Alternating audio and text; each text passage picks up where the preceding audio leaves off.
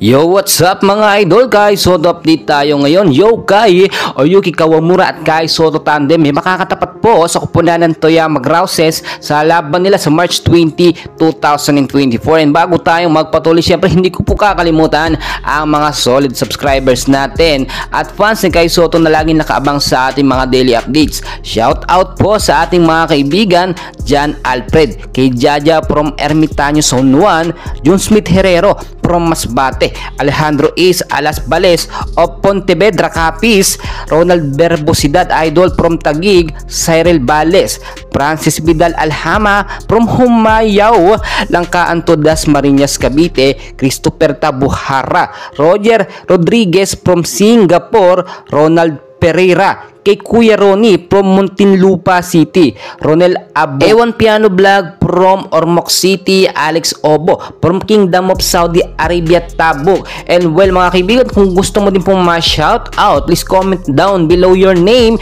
kung taga saan ka po, and please huwag mong kalimutan mag-like and subscribe para ma-update po kita sa ating mga daily Kai Soto update. Maraming salamat po. Well mga idol, tulad po na sinasabi, hindi lamang pong Yokai ang malakas sa tandem dito sa Japan B-League, no? Meron din pong ibang tandem na inaabangan at binabantayan, especially yung magiging laban nga po ng Yokohama at ng Toyama Grouses. Minomonitor po ng Yokohama yung tandem nga po ni Murphy Jr., yung number 4 po, at si Godson, yung number 23, yung sentro. Hindi naman din ganun katangkarang kagaya ni Kai Soto, pero malakas sa baliyahan at talagang nakikipagsabayan. Kung titignan nyo, as of now, todo promote po, no, etong Toyama Grouses sa magiging laban nga po sa March 20 kontra sa kupunan nga po ng Yokohama Bay Corsair. Malakas din naman yung tandem na yan, pero syempre alam naman natin mas pinapalakas po ng Yokohama at ni Coach Aoki Taketo etong Yokai, si Kai Soto at si Yuki Kawamura. Naka 2 straight win na tayo at sana nga magtuloy-tuloy ito sa mga susunod na laban. So yung estratehiya dito na gagawin nga po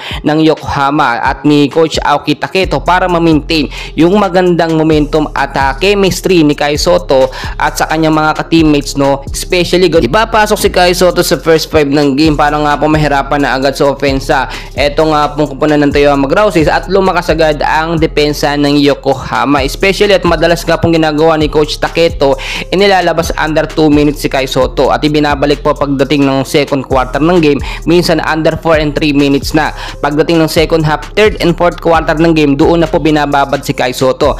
Minsan kasi hindi rin talaga binababad dito si Kai Soto, baka nga po kasi mapag-initan, no, or sabihin nating laging tawagan ng foul kahit dampi lamang ng referee, which is normally nangyayari yan dun sa mga unang laban nga po ni Kai Soto dito sa Yokohama. Napansin na po yun ni Coach Aoki Taketo, pero yung mga ganong senaryo na pag-aralan na, maingat na po si Kai Soto sa kanyang mga galaw ngayon. Doon nakita natin agresibo ang ating pambato, pero yung pagiging agresibo niya may kasama pong pag-iingat. Yan po yung mga improvement na nakita natin sa ating pambato na hindi niya po nagagawa noon. Kahit po nagkaroon siya or nag-gain siya ng ilang pounds ng muscle, maingat pa rin siya sa mga foul. Hindi kagaya dati, basta makakuha ng bola, wala siyang pakialam kahit madampi or matamaan niya ang kalaban, kaya po siya natatawagan ng foul.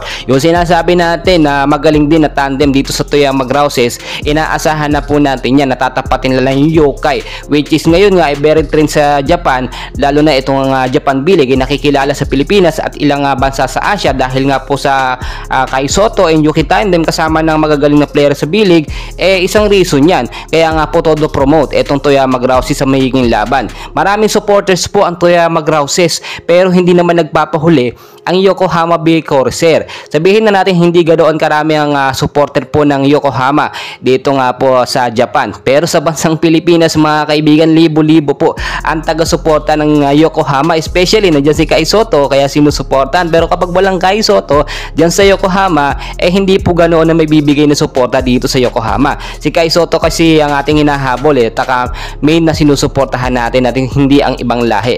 Well mga kaibigan, tuloy-tuloy tayo sa ating update sa ating pambato. Yung magiging laban po nila sa March 20 po yan, 2024. Kung di po ako nagkakamali, hapon po yun, siguro po mga alas 6 ng hapon ang laban nila. And please mga kaibigan, don't forget to like and subscribe for more Kai Soto update. Maraming salamat.